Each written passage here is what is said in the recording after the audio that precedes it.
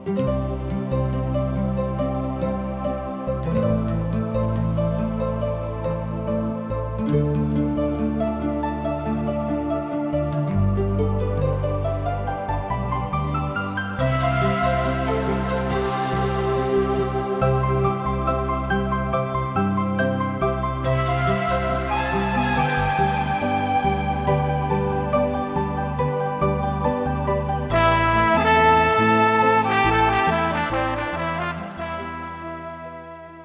जिंदगी हमके एक के बार मिलेला।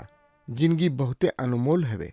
अगर ए जिंदगी के जैसन जिए के चाही वैसे ही नहीं जियत त जिंदगी नीरस हो जाई। यही खातिर जिंदगी के राह कार्यक्रम प्रस्तुत करता कि आपके परमेश्वर के रास्ता में आगे बढ़े में मदद कर सके और आप सब मस्त जिंदगी जी सकें। कृपा करके देखी सुनी जना से परमेश्वर आपकी जिंदगी का रास्ता बतावे वाला ठहरस। यीशु का नाम सुखदाई, भजन करो भाई, ये जीवन दो दिन का। यीशु का नाम सुखदाई, भजन करो भाई, ये जीवन दो दिन का।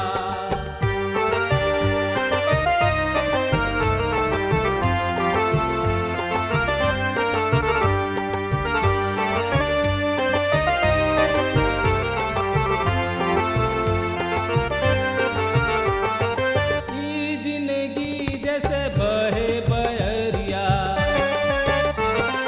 ई जिंदगी जैसे बहे बहरिया, ई नहीं माँ उड़ी जाई, भजन करो भाई, ये जीवन दो दिन का।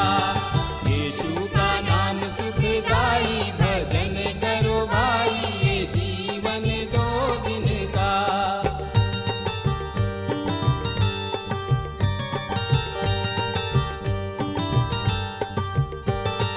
ई जिंदगी पर गर्व न करना, ई जिंदगी पर गर्व न करना, छाया समान ढली जाई, भजन करो भाई, ये जीवन दो दिन का। यीशु का नाम सुखदाई, भजन करो भाई, ये जीवन दो दिन का। मित्र, जैसे कि रुआ मालूम बा कि यह दिन में हमनी के पुराना नियम से मलाकी नामक किताब के अध्ययन कर रहल बानी जा। और ई किताब पुराना नियम के आखिरी किताब ह और एकर मुख्य विषय ह रूढ़िवाद के विरुद्ध फटकार। परमेश्वर कर्म कांड लोगन के और बहरी धर्म विश्वास करे वालन के फटकार लगावताणे।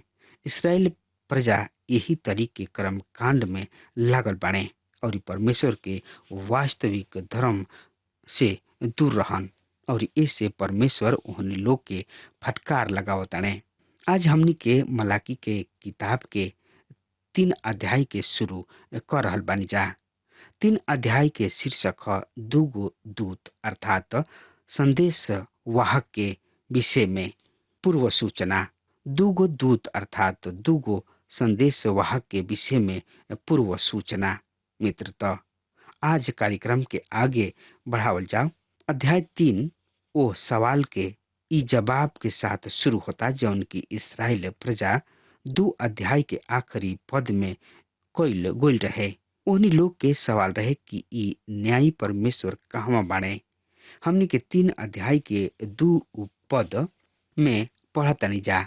देखो हम अपना पुत्र के भेजतनी और ऊ हमरा आगे आगे राह सुधरी है और प्रभु जौना के खोजला ऊ अचानक अपना मंदिर में आ जाई हैं और ई वाचा के ऊ दूत जौना से तू खुश होला सुन ऊ आवेलन सेनाओं के यह परमेश्वर के ई वचन ह। मित्र, यहाँ दूगो दूत के विषय में हमनी के पढ़तानी जा। पहला दूत जिसे पहले जाके राह तैयार कइलन। ए दूत के काम ह राह तैयार कइल। ऊ हमें यूहन्ना बपतिस्मा दाता। परमेश्वर के वचन के अनुसार नया नियम में हमनी के ए विषय में पढ़तानी जा। यूहन्ना बपतिस्मा दाता प्रभु यीशु मसीह के राह के सुधारे वाला रहन और दूसर दूत हमें वाचा के दूत अर्थात वाचा के संदेश वाहक और ई हमें प्रभु यीशु मसीह। सुसमाचार के किताब में कहीं भी ई वाक्यांश वाचा के संदेश वाहक अर्थात दूत प्रयोग नहीं भइल, पर यहाँ पर स्पष्ट बतावल गइल बा कि देख हम अपना दूत के भेजतानी और ऊ हमरा आगे आगे राह सुधरी हैं। और प्रभु जेकरा के तू खोजा तड़ा ऊ अचानक अपना मंदिर में आ जाई हैं और वाचा के ऊ दूत जौना से तू प्रसन्न होत रह सुना ऊ आवताणे। एगो स्वर्गदूत यूहन्ना बपतिस्मा दाता जौन की राह सुधरी हैं। दूसरा दूत हमें वाचा के दूत जौन की प्रभु यीशु मसीह हमें, जौन की परमेश्वर के नया वाचा के लेके यह पृथ्वी पर लेके आई हैं। मित्र, कारण यहाँ साफ बा, ई वाक्यांश के मसीह के पहला आगमन से कुछ लेना देना निखे। काहे कि ऊ ना तो उद्धारकर्ता के रूप में आयल बाणे, काहे कि ऊ ना अनुग्रह करे आयल रहल बाणे, ऊ न्याय करे वाला न्यायाधीश के रूप में आ रहल बाणे। जैसे कि आवे वाला पद में दर्शावल गइल बा 2 से 5 पद में लिखल बा, पर उनका आगमन के दिन के सह सकी और जब वो प्रकट हुई हैं तब के खड़ा रह सकता। काहे कि उस सोनार के आग शुद्धिकरण के काम करले और धोबी के साबुन शुद्धिकरण के काम करला, सफाई के काम करला। जब वो प्रकट हुई हैं वाचा के दूत जब आई हैं तो ऊ एह तरी के काम करी हैं। 3 पद, ऊ चांदी के गलावे और शुद्ध करे वाला के समान बैठी और लेवी सब के शुद्ध क के उन्हें सोना और चांदी के समान ले आई हैं, जौना से ऊ यहोवा परमेश्वर के खातिर धार्मिकता से भेंट चढ़ा सके। तब यहूदा और यरूशलेम के भेंट यहोवा परमेश्वर के ऐसन भाई जैसे कि बीतल दिन में अर्थात प्राचीन काल में भावित रहे।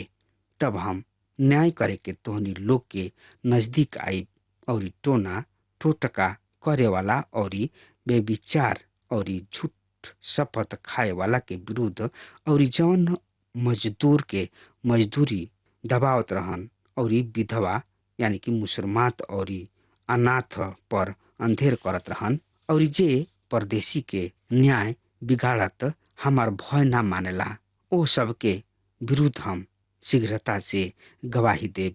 सेनाओं के यह परमेश्वर के इहे वचन है। सो एह तरी परमेश्वर ओहनी लोग के जवाब देताने कि वो पहले अपना दूत के उद्धारकर्ता के रूप में भेजी हैं, काहे कि वो अनुग्रहकारी और लोगन के बचावे चाहलन। ऊ ना चाहलन कि कोनो भी पापी नरक में जाए, ऊ कोनो भी पापी के नरक में जाए से खुश ना होले और ऐसे ऊ अपना दूत के रूप में भेजी हैं। पर यह में पर अंत नहीं खे, ऊ दोबारा आ रहल बने। ऊ अपना दूत के दोबारा भेजी है और ये बार ऊ वाचा के दूत के रूप में आ रहल बने। ऊ ए पृथ्वी पर धार्मिकता स्थापित करे और ये परमेश्वर के विरोधी सबके दंड देवे खातिर आ रहल बने। परमेश्वर एह पृथ्वी के धार्मिकता के घर बनावे जा रहल बने। और 2 और 3 पद में मलाकी नबी एवं प्रभु यीशु मसीह दूसरा आगमन के विषय में चर्चा कर रहल बने। ऊ कहताणे पर उनका आगमन के दिन के सह सकी और जब वो प्रकट हुई हैं के खड़ा रह सकी, काहे कि ऊ सोनार के आग और धोबी के साबुन के समान हवे। ई उनका दूसरा आगमन के दृश्य है। प्रभु यीशु मसीह अपना दूसरा आगमन के घराना के भी विशेष रूप से शुद्ध क के धार्मिकता से परमेश्वर के वेदी के सेना के जोग बनाई है। जैसे कि 3 पद में बतावल गइल बा, ऊ चांदी के गलावे व शुद्ध क के ओकरा के सोना चांदी के समान बैठी और लेवी सब के शुद्ध क के ओहनी लोग के सोना चांदी के समान तपई हैं, जैसे कि ओहनी लोग यहोवा परमेश्वर के खातिर धार्मिकता के भेंट चढ़ा सके। पिछला अध्याय में हमने के देखनी हजा कि ई लेवी परमेश्वर के विरुद्ध पाप करत रहन और लूल्हा लंगड़ा दूषित जानवर सब के भेंट के रूप में परमेश्वर के वेदी पर ले आवत रहन। पर परमेश्वर यहाँ कहताणे कि ऊ खुद लेवी सब के शुद्ध करी है। दूसरा आगमन पर प्रभु यीशु मसीह ये काम के पूरा करी है। एवं दूगो विधि बा, शुद्धिकरण तथा पवित्रीकरण। शुद्धिकरण तथा पवित्रीकरण। शुद्धिकरण में साबुन के प्रयोग होता, जैसे कि यहाँ दूसरा पद में बतावल गइल बा कि ऊ धोबी के साबुन के समान बा, पर परख के खातिर आग के प्रयोग होता।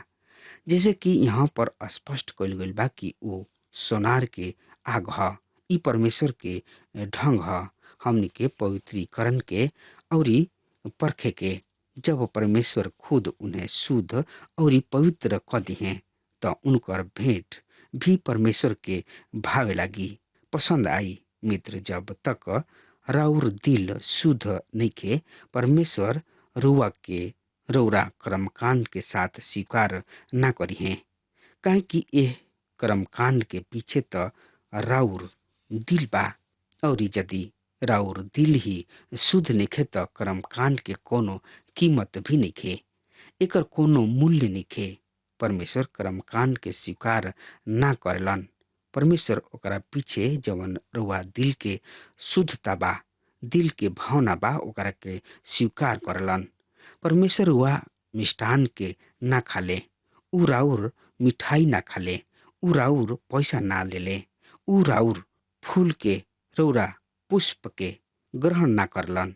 रुआ परमेश्वर के कुछ नहीं देत और ऊ कुछ ना लेले, पर एकरा पीछे जवन राउर दिल बा, परमेश्वर ओकरा के देखेलन और ओकरा के ग्रहण करलन। यदि राउर दिल शुद्ध नइखे त परमेश्वर रौरा कर्मकांड के स्वीकार ना करलन।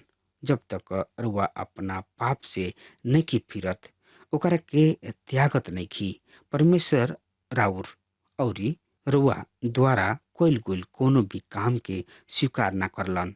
हाँ, रुआ पाप में गिर सकतानी, काहे कि रुआ शरीर में बानी, साधारण मनुष्य हई। यदि रुआ ओ पाप में पड़ल ही रहतन त निश्चय जानी परमेश्वर रौरा कर्मकांड के रीति रिवाज के कदापि चिंता ना करिहे, ऊ ओकरा के स्वीकार ना करिहे। पर जब परमेश्वर उन्हें शुद्ध और पवित्र करिहे त ऊ सुलेमान के समान उनकर भेंट ग्रहण कल जाई। ऊ समय रहे जब इसराइल परमेश्वर के सेवा सच्चा दिल से करत रहले। सुलेमान के समय में ऊ सच्चा दिल से परमेश्वर के सेवा कैल करत रहन।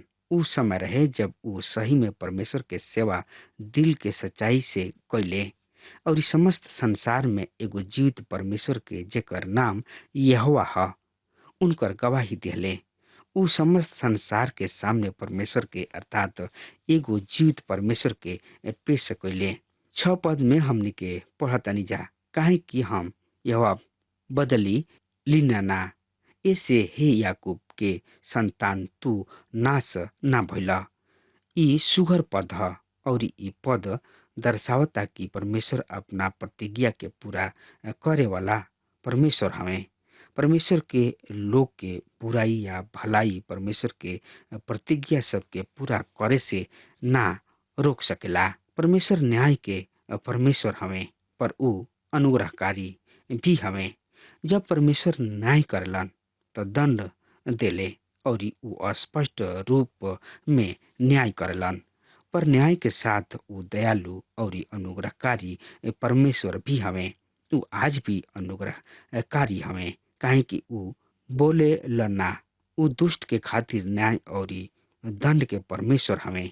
पर ऊ ओकरा खातिर जे परमेश्वर के अनुग्रह के स्वीकार करला, परमेश्वर के नजदीक आके अपना पाप से पछताप करला, बुराई से मन के फिरावला, और ओकरा खातिर परमेश्वर अनुग्रहकारी हवे। 6 पद ओ समस्त वाचा सबके और प्रतिज्ञा सबके और हमनी के ध्यान ले जाताड़े, जौन की परमेश्वर इसराइल के पूर्वज अपना भक्त इसराइल के साथ, इसहाक के साथ तथा याकूब के साथ, मूसा के साथ तथा दाऊद के साथ, सुलेमान के साथ बनले रहन। परमेश्वर अपना ये भक्त के साथ अपना वाचा सबके बनले। उन्हीं लोग से महत्वपूर्ण प्रतिज्ञा कैले रहन। ऊ कहले, हे याकूब के संतान, तू अपना कोनो योग्यता के कारण ना वरन ओ वाचा के कारण नाश ना भइला जौन कि हम तोहरा पूर्वज के साथ बनले रही। हम यहाँ बदली ना। तब आगे आवे वाला पद में एगो अन्य चुभाए वाला सवाल हमनी के सामने आवता, काहे कि परमेश्वर ओकर साफ जवाब देताड़े। 7 से 9 पद के देखी, अपना पूर्वज के दिन से तोहनी लोग हमरा विधि सबसे हटत आइल बाड़ा जा, और तोहनी लोग ओकर पालन ना कोइला जा। तोहनी लोग हमरा ओर फिर, तब हम भी तोहनी लोग के ओर फिरब। सेनाओं के यह परमेश्वर के इहे वचन है। पर तोहनी लोग पूछेला, हम कौना बात में फिरी? का मनुष्य परमेश्वर के लूट सकता? फिर भी तोहनी लोग हमरा के लूटेला। पर तोहनी लोग पूछेला, हमनी के कौना बात में लूटनी हजा? 10वां अंश और भेंट में तोहनी लोग पर भारी श्राप पड़ल बा, काहे कि तू हमरा के लूटेला। वरन सब जाति एह तरी कर ले। मित्र 7 पद में हमनी के पढ़नी हजा, अपना पूर्वज के दिन से तोहनी लोग हमरा विधि सब हटत आइल बड़ा जा।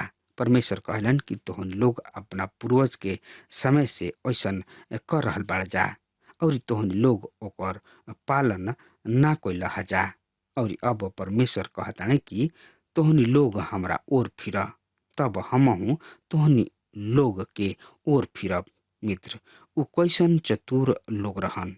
ओहनी लोग परमेश्वर से कहताने, हम कौना बात में तोहरा ओर फिरी? हमनी के तोहरा से दूर ही ना गोनी जा। तो लौटे के का सवाल आवता? आज कलिसिया में भी अनेक लोग मन फिराव के संदेश सुन के यही तरीके प्रतिक्रिया करलन। उ कहलन, हम कौना बात से मन के फिराई? हम तो एकदम उचित जिंदगी बिता रहल बानी। हम तो अविश्वासी ना हई, हम भी तो मसीही हई। हम भी तो कलिसिया के सदस्य हई। हमहू तो विश्वासी हई। हर आतवार के कपड़ा में हम आराधना करे जाइना। उजर कपड़ा में सबसे अधिक हम दान दीना। चर्च फंड भी हमार सबसे अधिक बा। हम तो सबके सहायता करीना, मदद करीना। कलिसिया के मुख्य पदाधिकारी सब में बा। चर्च के बड़ बड़ महत्वपूर्ण संस्था सब के संचालन करलन। मैनेजर हमें, प्रधानाचार्य हमें, प्रबंधक हमें। हम मिशन के स्कूल में सेवा करना। कलिसिया के क्वार्टर में अर्थात गायक मंडली हम नियमित रूप से जाइना। का कमी बा हमरा में? हम गरीब सबके सहायता भी करना। हमन के मन फिराव की का आवश्यकता बा? सब कुछ तो ठीक बा। मित्र, परमेश्वर के राउर काम से कोनो शिकायत निखे। उ रौरा काम के स्वीकार करलन। रुआ सब कुछ ठीक कर रहल बानी। उनका तो शिकायत बा बस अपना मन से, रुआ दिल से, काहे कि राउर मन परमेश्वर के साथ सीधा व ठीक निखे। परमेश्वर इस्राएल प्रजा से इहे कहताणे, उ सब कुछ करत रहन, हर एगो कर्मकांड के पूरा करत रहले। पर ओहनी लोग के मन परमेश्वर से दूर हो गई रहे। ओहनी लोग के मन परमेश्वर के साथ संयुक्त ना रहे, और अपना वास्तविक दशा के वो पहचानत भी ना रहन। ओहनी लोग ना जानत रहन कि उनकर दिल परमेश्वर से दूर बा। कर्मकांड पूरा करे और परमेश्वर के सच्चा आराधना करे के बीच यह एगो सूक्ष्म पर महत्वपूर्ण अंतर बा। का रुआ कबो यह अंतर पर ध्यान देले बानी? परमेश्वर आत्मा हमें, उनकर आराधना करे वाला आत्मा और सच्चाई से उनकर आराधना करत रहेला। परमेश्वर ओह कर्म कांड और नियम विधि सबके पूरा करे वाली इस्राएल प्रजा से कहताने, तो उन लोग हमरा ओर फिर। एकर का मतलब बा? इ त सब कुछ ठीक करत रहन, समस्त कर्म कांड के पूरा करत रहले, सब विधि सब के मानत रहले। त फिर परमेश्वर ओहनी लोग से ये तरीके बात काहे कह रहल बने कि तो उन लोग हमरा ओर फिर? एकर का अर्थ बा। एकर अर्थ बा कि तोहनी लोग पछताप कर, अपना पाप से मन के फिरावा। पछताप के अर्थ परमेश्वर के ओर फिरल, अपना पुराना जिंदगी से हट के नया जिंदगी के ओर फिरल। परमेश्वर अपना प्रिय से ये तरीके बात करताणे कि तोहनी लोग हमरा ओर फिरा, और तब परमेश्वर कहताणे कि तब हम तोहनी लोग ओर फिरब। ई संदेश, ई अनुग्रह अविश्वासी संसार से नइखे, जौना में परमेश्वर पर विश्वास ही ना कैले, जे परमेश्वर के स्वीकार ही ना कैलेन। ई संदेश ओहनी लोग के खातिर बा जे परमेश्वर के प्रिय हवे, जे परमेश्वर के अपना लोग हवे। ई ओहनी लोग के खातिर ना ह जौन की अपना मन के कल्पना सब पर मन लगावेलन। हाँ मित्र, अब हमार समय खत्म हो रहा बा, तब तक खातिर वह हमरा के आज्ञा दी। परमेश्वर वह के बहुते बहुते आशीष देस। आमीन। हमके विश्वास बा कि ई कार्यक्रम आप सब खातिर फायदेमंद सिद्ध भइल हुई। अगर आप सबके लगे बाइबल से चाहे आपकी निजी जिंदगी से कोनो सवाल होके, चाहे कोनो समस्या खातिर प्रार्थना करावे चाहतनी, तो हमारी फोन नंबर पर जरूर संपर्क करी और आज का दिन आप खातिर सुखद बना